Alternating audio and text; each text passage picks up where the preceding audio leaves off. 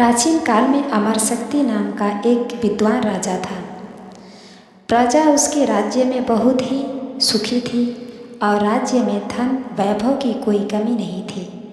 लेकिन राजा के मन में एक सदैव चिंता बनी रहती थी, क्योंकि राजा के 3 पुत्र थे, बहुत शक्ति, उग्र शक्ति और अनंत शक्ति, जो कि बहुत ही उद्दंड और लापरवाह प्रवृत्ति के स्वामी थे।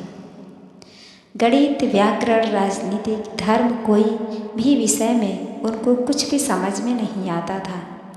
राजा अपने बच्चों के अशिक्षित और उद्दंड होने का कारण सदैव व्यथित रहते थे कि उनकी प्रजा का उनके पश्चात क्या होगा, क्योंकि एक मूर्ख राजा केवल अपनी राज्य का विनाश कर देता है, अपितु उसकी प्रजा पर भी दुखों का पहाड़ टूट सकता है।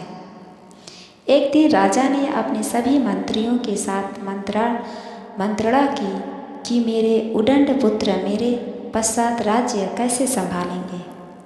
ऐसे पुत्रों के कारण माता पिता को भी शर्मिंदा होना पड़ता है और अपनी मूर्खता से वह प्रजा को दुखी करेंगे। क्या कोई मेरे पुत्र को समझदार बनाने का समाधान बता सकता है? मंत्री कहने लगे कि महाराज, हमारे राज्य में एक से एक विद्वान हैं, उनको बुलाकर इसका समाधान पूछ सकते हैं।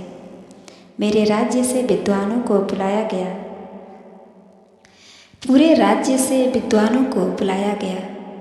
महाराज की समस्या को सुनकर विद्वानों का यही कहना था कि शास्त्रों की विद्या को सीखने में बहुत समय लगता है।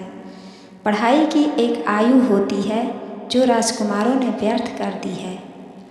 इन उद्दंड राजकुमारों को पढ़ाने में पूरा जीवन व्यतीत हो जाएगा। विद्वानों की बात सुनकर राजा निराश हो गए। राजा सोचने लगे कि क्या इस समस्या का कोई समाधान नहीं हो सकता। तभी सभा में से एक वयोवृद्ध आचार्य विष्णु शर्मा खड़े हुए और कहने लगे कि महाराज, निराश ना हो।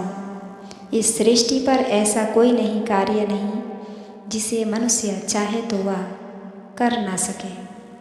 मैं 6 मास में राजकुमारों को प्रत्येक क्षेत्र में निपुण बना दूंगा।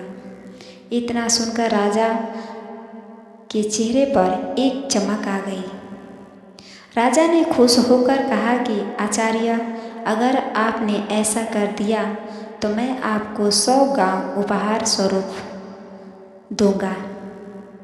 आचार्य विष्णु शर्मा कहने लगे कि महाराज, मुझे संपत्ति या फिर धन का कोई लोभ नहीं है। इस आयु में मैं जीवन के सब सुख भोग चुका हूँ। मैं राजकुमारों को शिक्षा इसलिए देना चाहता हूँ क्योंकि यह मेरा कर्तव्य है। राजा अमरशक्ति ने आचार्य से अपनी गलती के लिए क्षमा मांगी और पूर्ण विश्वास के साथ राजकुमारों को शिक्षा ग्रहण करने के लिए आचार्य विष्णु शर्मा के साथ भेज दिया। विष्णु शर्मा ने कहानियों के माध्यम से बनाकर तीनों राजकुमारों को हर क्षेत्र में निपुण कर दिया।